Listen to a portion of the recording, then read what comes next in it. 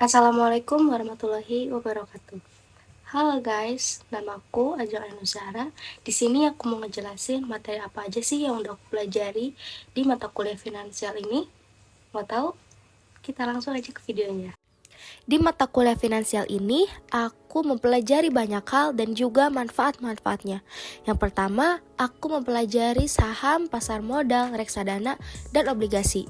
Selanjutnya, aku juga mempelajari bagaimana cara mempraktekkan dan mengeksplorasi masalah keuangan. Dan yang terakhir, aku juga mendalami definisi dari analisa teknikal, indikator, dan fundamental. Manfaat apa aja sih yang didapatkan dalam mempelajari mata kuliah finansial ini?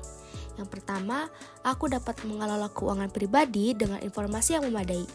Yang kedua, aku juga dapat menganalisis pasar dan memilih investasi yang sesuai dengan tujuan. Yang ketiga, meningkatkan kepercayaan diri dalam berinvestasi. Dan yang terakhir, memaksimalkan imbal hasil serta mencapai tujuan keuangan dengan lebih efektif.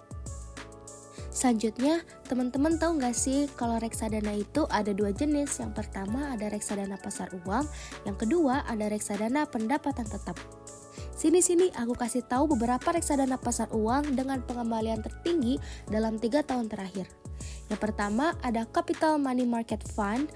Reksadana ini mencatatkan kinerja yang sangat baik dengan pengembalian sebesar 5,74% per tahun per April 2024.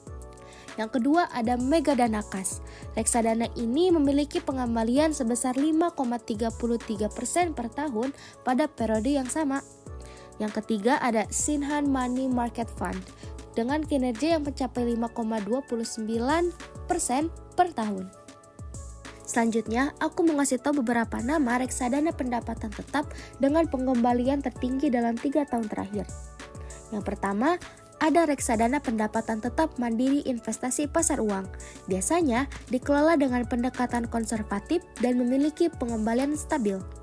Yang kedua, ada reksadana pendapatan tetap Dana Reksa. Dikenal dengan manajer investasi yang berpengalaman dan portofolio yang baik.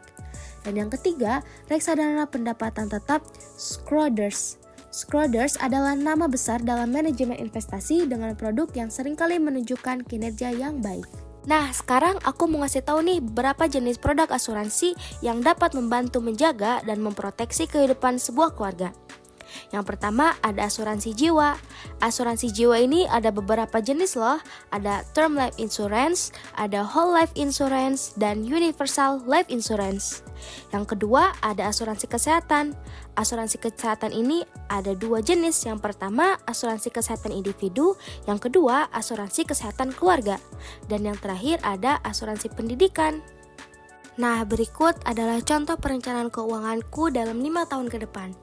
Di tahun pertama, dengan inflasi 5% per tahun, aku mendapatkan Rp8.322.000. Di tahun kedua, dengan inflasi 5% per tahun, aku mendapatkan Rp11.058.000. Di tahun ketiga, dengan inflasi 5% per tahun, aku mendapatkan Rp12.312.000. Di tahun ketiga, dengan inflasi 5% per tahun, aku mendapatkan Rp58.026.000. Di tahun kelima, dengan inflasi 5% per tahun, aku mendapatkan Rp83.790.000. Jika per tahunnya aku menginvestasikan 2,86% per tahun, maka di tahun pertama aku mendapatkan Rp8.560.009. Di tahun kedua, aku mendapatkan Rp11.374.258.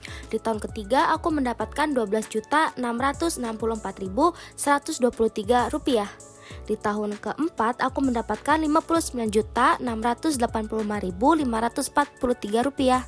Dan di tahun terakhir, aku mendapatkan Rp86.186.394. Nah, gimana teman-teman? Udah ngerti kan mengenai finansial, reksadana, dan lain-lainnya?